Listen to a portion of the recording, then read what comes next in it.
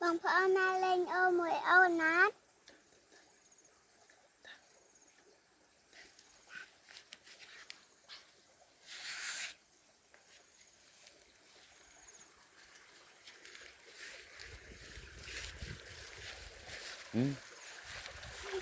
thật ơi còn đây hen chẳng hen cho hay nè ôi nè mẹ thật đang chưa tắt rông này thật đang chưa tắt rông này thật này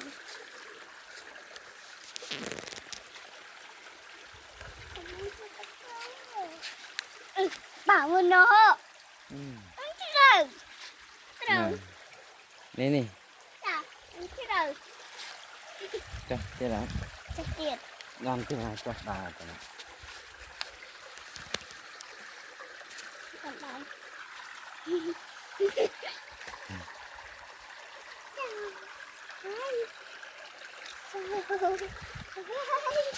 chào má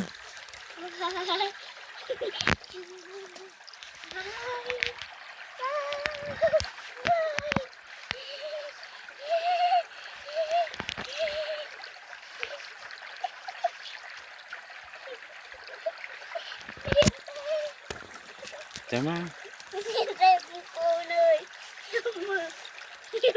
hiên tê hiên tê chẳng ai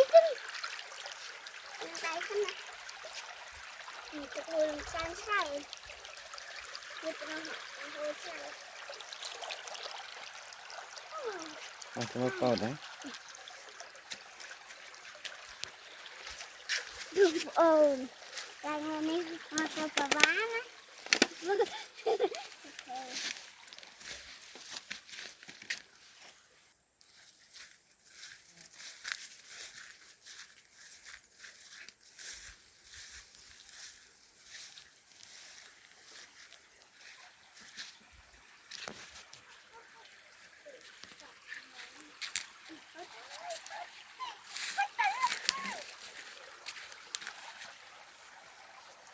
สบายไหม dạ สบายchứ mà chẳng mà mày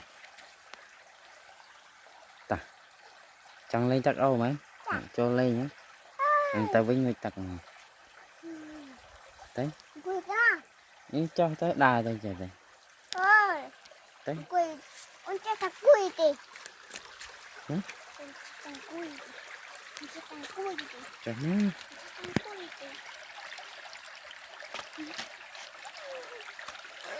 đi trời trên không đây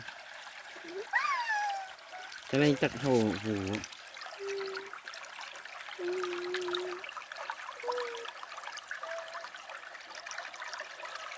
mà bây giờ mà mẹ chồng cho mơ là chơi táo à con năng được năng gọi lên tắc cái tôi chết à này con trong cái tắc anh đi khai đủ trời ơi con trong lên đi khai anh đi khai ồ ate à nó ate bạ hoài nó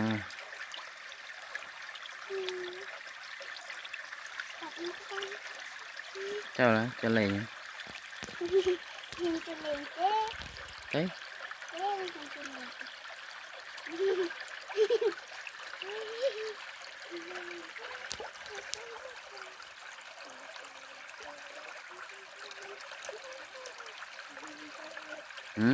cho lên tật ăn cái trái cho tên coi vậy cho nó tắt con cái đùng này ra à khinh đây à cái này chờ mà chờ mà lấy tê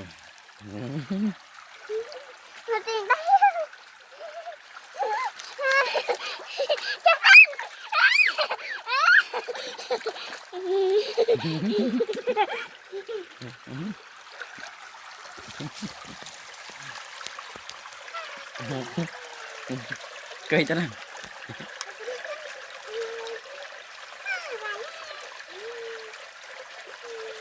Baby jangan lecang ah.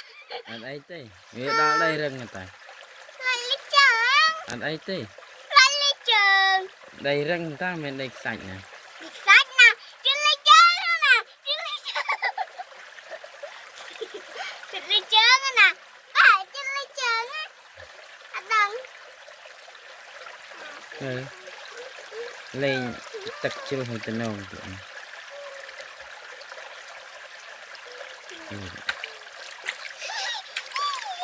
ế sao được sao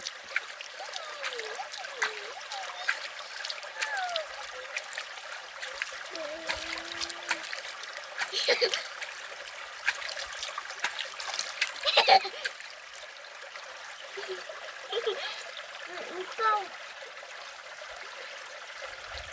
Dung. Đó nó mực cạch. Nó mực cạch là khách. Nó đi dưới. Này tập ở khách ôn mực cạch. Này cũng nhá. Này cũng nhá.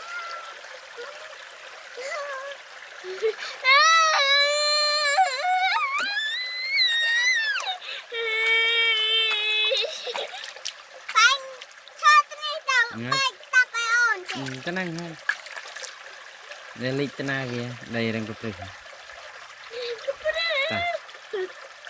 không đây này hai ấn vào hai tật này ta lang cho lời ta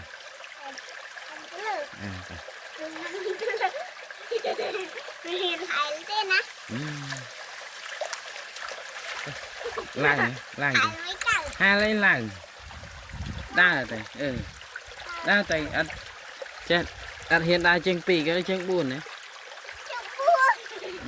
chân buồn nó chai rồi về tay đấy đấy viết cao thì cái đa rồi đấy anh đa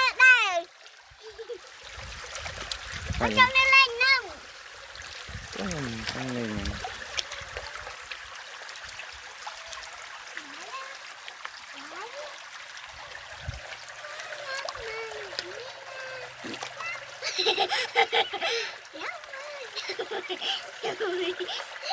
Tên không ít thùng sụi mình tít tên thùng sụi ít thùng sụi mình tít nhịp quá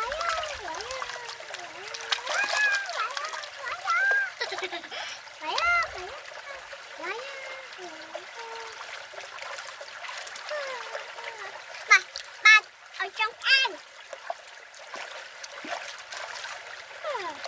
mơ bố miền An á ôn hai mong anh chưa hai á nó trùng chấm cho tụi miền An bọn hai cao miền An trong hai cao tỉnh miền An nó cao hai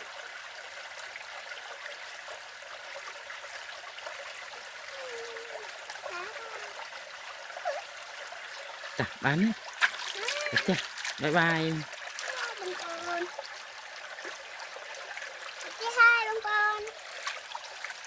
con cầm ăn nó đau tao lần mà đây hả mày cho lúc nó tính này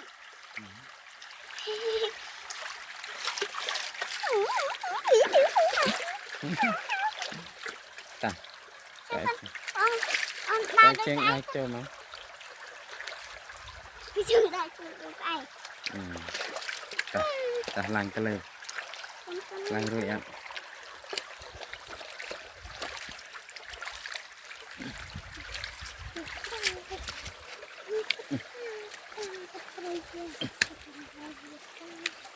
tám lắm